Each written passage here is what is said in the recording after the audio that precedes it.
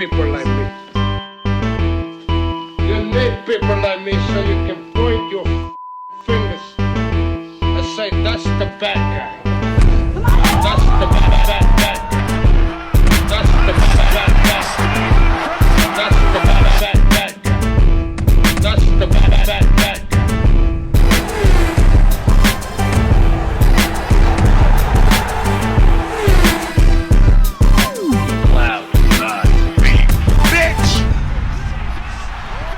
Welcome to the motherfucking relay. We're covering today's top boxing news. Ow!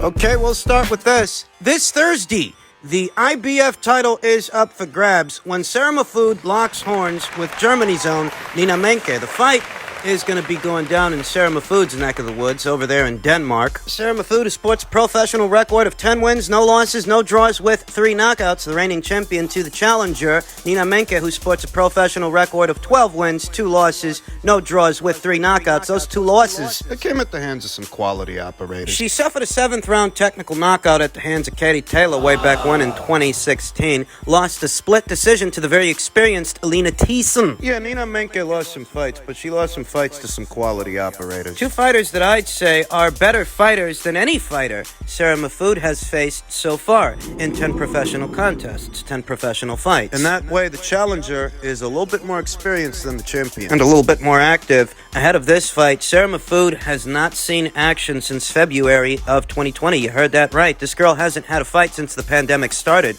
whereas Nina Menke fought 2 times in 2020 and once last year in April. Sarah's coming off of 2 years of inactivity, and Nina's coming off of 1. They both have some ring rust they need to shake off. In that way, they're on even terrain when it comes to that. Sarah, to the eye, is a little bit more athletic than Nina Menke. Her punches are a little snappier. To the eye, Sarah seems to have faster feet and faster hands than Nina Menke. Nina does seem to have heavier feet than Sarah Mahfoud. She does appear a bit slower than Sarah, not as athletic. Sarah Mahfoud's bouncier. Bit more in and out than Nina Menke. She's a little bit longer, too. Longer, low rangier. Neither Sarah Mahfoud or Nina Menke can be accused of being concussive punchers. They're not necessarily big on power, though. Because Sarah's a little faster than Nina, I'd say there's a little more on her shots, a little more torque. Nina's more flat-footed. A little slower, too. I get the sense that Nina's going to have to lunge in to try to close the gap and land shots on Sarah Mahfoud, who's bouncier and more in and out. And that's where Sarah, being a little faster than Nina, is going to play a factor. A little bit more elusive, a little faster. And a little longer.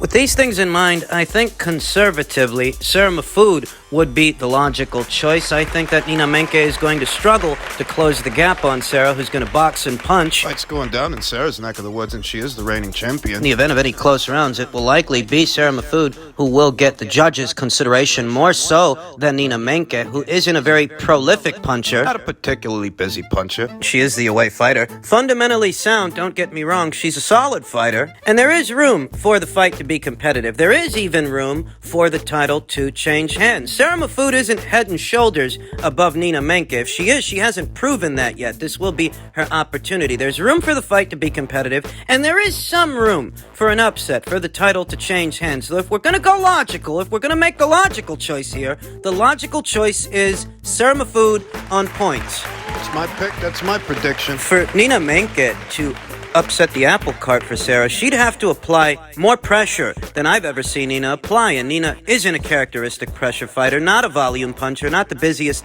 puncher. She would have to make it emphatic. Leave no doubts, and I'm not convinced that in Denmark, in Sarah Mahfoud's neck of the woods, she can do that. It's a very intriguing fight. If I had to guess, if I had to, I'd go with Sarah Mahfoud to win on points. Sarah Mahfoud, who is one of 3 active reigning world champions in today's featherweight division. Sarah's got the blue belt, the IBF. Erica Cruz of Mexico, she's got the WBA. And Amandia Serrano, who we all know, she's got both the WBO and WBC titles. And we know at the end of this month, she's supposed to be locking horns with Katie Taylor. What she does beyond that, should she lose? If Amanda Serrano were to lose to Katie Taylor, I don't anticipate there would be a second fight between them, but if Katie loses to Amanda, I could see a rematch happening. If Amanda were to lose to Katie, I don't envision a second fight taking place, and I think that Amanda would perhaps return to the featherweight division and resume her campaign to become that division's undisputed champion. Amanda's the biggest name at 126 pounds. She's that division's only unified champion, but Erica Cruz is the only champion at featherweight that's with a major promotional outfit. Unbeknownst to most, Erica Cruz is a matchroom fighter. She made her matchroom debut last year against Esquivel. Melissa Esquivel, who's going to be in action later on this week, one division south at super bantamweight. We'll talk about that in another video. Better still, if Amanda loses, I could see her returning to featherweight and resuming her undisputed campaign. All the more reason for Sarah Mafude to hang on to that blue belt so she can fight in a major fight of her own. Sarah Mafude on points is the pick. In men's welterweight news, Floyd Mayweather says, I would love to sign Terence Crawford. I'm going to support black Americans first. He was quoted as saying, it's no different from Chinese supporting Chinese, Dominicans supporting Dominicans, Puerto Ricans supporting Puerto Ricans, Mexicans supporting Mexicans. I'm a black American. I'm going to support a black American first. I've always wanted the best for Terence Crawford. Always. I spoke on numerous occasions. We have each other's phone numbers. Hopefully, everything plays out like it should, and of course, I would love to sign Terence Crawford. I talked about getting Terence Crawford the fights that he wants, Mayweather said in an interview with FightHype.com founder Ben Thompson. You see, so many young fighters now starting their own promotional companies. You have to be able to give fighters $1 million and up to $6 million in advance before you get a promotional company. He's not wrong, you know. You have any number of fighters right now telling every man, woman, and his dwarf that they've got their own promotional company. But that promotional company doesn't count for much if you cannot afford to finance your own fights. In which case, a lot of these promotional companies, what they really are... subsidiaries of bigger promotional companies. Kind of like Rockefeller to Def Jam. I'm not talking about Terence Crawford, but fighters in general. If you're not able to do that and be a major promoter right now, then we should wait on that. That's what I think. Everything has a time and a place, but I think every fighter should have a dream of being a promoter. Promoting is a rough job. You can look at me, for instance. I wanted to be a promoter to help the fighters, but the more I help them, the more they hate me. That comes with the territory. That comes with the sport. It is what it is. What it is things coming full circle for Floyd Mayweather. Floyd had a rift with his promoter Bob Arum in all the ways that Gervonta Davis seems to have a rift with him. We've talked about it here on the channel. They have their own issues that need sorting out. Gervonta Davis says he's set to become a free agent after this upcoming Rolly Romero fight. And what he does after that, well, your guess is as good as mine. I'm not expecting anything dramatic to happen. I want to put fighters in a position to get the lion's share. Before Floyd Mayweather became a promoter in the sport, the promoters were getting the lion's share and getting more money than the fighters. I changed fighters getting crazy money. And, you know, that's not exactly true, and it's not exactly accurate. What fighters? What fighters under the Mayweather Promotions banner ended up getting crazy money? You know, crazy money, the kind of money that Floyd made. Well, it doesn't have to be exactly what Floyd made. That's true. He is the highest earning boxer in the history of the sport of boxing. Well, are any fighters under the Mayweather Promotions banner, are they making what Canelo Alvarez is making, or what Anthony Joshua has been making? What about what Deontay Wilder made for those Tyson Fury fights? What fighters under the Mayweather Promotions banner are making that kind of scratch, that kind of cash? Nobody. No one. Nobody at Mayweather Promotions is making that kind of cash. Not even Gervonta Davis. And although Gervonta Davis is their top earning fighter, he seems to want to leave the outfit. He wants to leave Mayweather Promotions. Well, that's what he said. We'll see if he changes his mind. Mayweather says he wants to sign Terence Crawford. I don't see what the point of that would be. Terence Crawford, as a network and promotional free agent, is quite capable at this time of negotiating his own deal with the network independently, devoid of a promotional outfit. You signed to Mayweather Promotions, that's just another hand in the cookie jar. Your cookie jar. You don't need Mayweather Promotions to negotiate some kind of deal independently with Stefan Espinoza and the people over there at Showtime, or Al Hyman himself. You don't need Mayweather Promotions for that. You don't need to be promoted by Floyd Mayweather, who I think is expressing this interest at this time when his star fight is talking about leaving. I think he's expressing this interest from a desire, a need to beef up his stable, and Floyd Mayweather, he's not the only one. Oscar De La Coca took to social media and stated, Terence Crawford, I would help you negotiate and protect your interests in a fight against Errol Spence Jr. for free. That's how much I want to see this fight happen. And, bullshit! You know, I hardly think Oscar and Golden Boy are going to do some pro bono work for Terrence Crawford. I mean, you'll notice that both of these guys, Oscar De La Hoya and Floyd Mayweather Jr., their promotional outfits, their companies,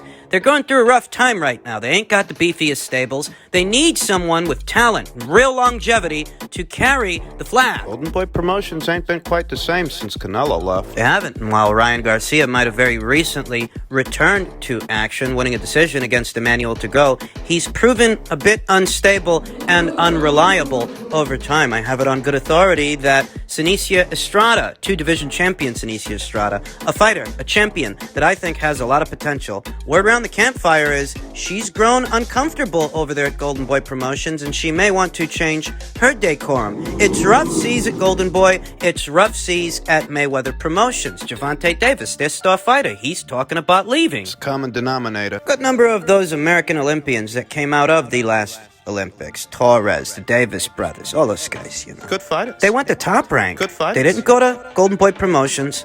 They didn't go to Mayweather Promotions, you know, the Olympics before that, you know, those Olympians, that cycle. They didn't go to Golden Boy. They didn't go to Mayweather Promotions. You need that new blood, those fighters to groom, to develop so that they can carry the banner in the future. That's what both Golden Boy Promotions and Mayweather Promotions, that's what they lack. That's what they don't have. Their stables are thinning. You really view Mayweather Promotions as a bona fide promotional company because Mayweather Promotions seems to be all but a subsidiary of Al Heyman's PBC. Mayweather Promotions isn't brokering deals with networks independently. They go wherever the PBC goes. That's the way it works. Not every PBC fighter is a Mayweather Promotions fighter, but every Mayweather Promotions fighter is in fact a PBC fighter, fighting on networks that are affiliate networks to the PBC. It's not a coincidence, and I don't even really view Mayweather Promotions as a bona fide promotional outfit the same way that Golden Boy is a promotional outfit. Golden Boy that did groom Canelo Alvarez, the cash cow of boxing in this country.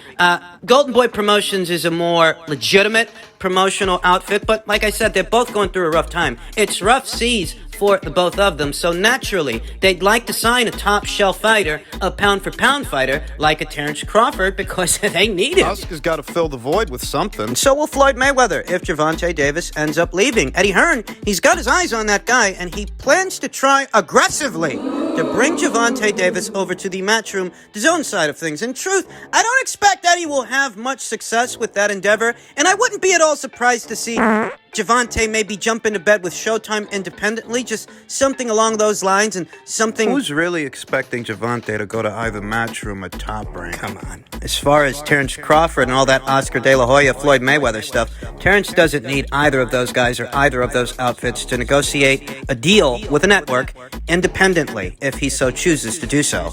And just in keeping with the theme of welterweight action and deferred interest in it, Oscar De La Coca also tweeted, "Imagine if Al Heyman lets Errol Spence Jr. fight Virgil Ortiz and I stage it at Dallas Cowboy Stadium or Vegas," to which Errol Spence Jr. himself replied, "Imagine if I said no, I only have interest in one fight and he's not with you." I will admit, Ortiz versus Spence is a titillating fight, and it is a fight that could do very good numbers, do very good business in the state of Texas, where both Errol Spence Jr. and Virgil Ortiz are from, though that is a fight that is riddled with problems, and it's just not the time. It just isn't. Virgil Ortiz and Errol Spence Jr.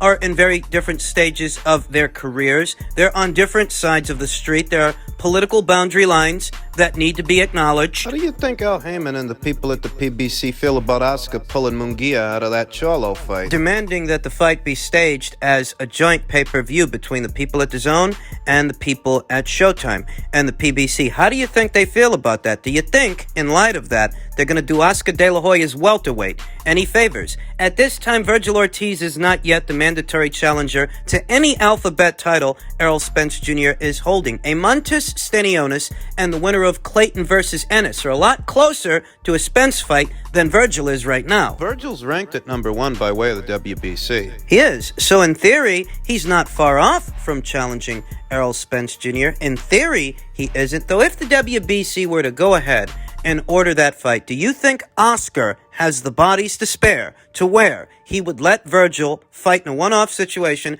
against Errol Spence Jr. And who says that Errol Spence Jr. is receptive to such a fight, even if it were ordered? You see what he's saying. He's only interested in one fight, one more fight, and it's not against the fighter that fights under Golden Boy. He is presumably talking about Terence Crawford, and let's see if he makes good on his word, because there's a limited window of opportunity to do that fight. A Stanionis has come through that Radzov Butaev fight. A Stanionis is in a pole position by way of the WBA to challenge Errol Spence. They don't move on this now. They may not have the opportunity to do so later. Clayton versus Ennis was right around the corner. It's an IBF final eliminator that will crown yet another mandatory challenger for Errol Spence Jr. You think about Virgil Ortiz, an exciting young fighter that has a lot of potential, but a welterweight, a very big welterweight, that may very well have outgrown the welterweight division. He was supposed to fight McKinson not that long ago, but he had to pull out of that fight due to some condition. A condition whose onset may be extreme weight cuts. And it's not a secret that Virgil, he cuts a lot of weight to make welterweight because he's on the bigger, much bigger end of the spectrum. He had rhabdomyolysis. The onset, one potential onset for rhabdomyolysis is extreme weight cutting in athletes. I'll tell you what I think.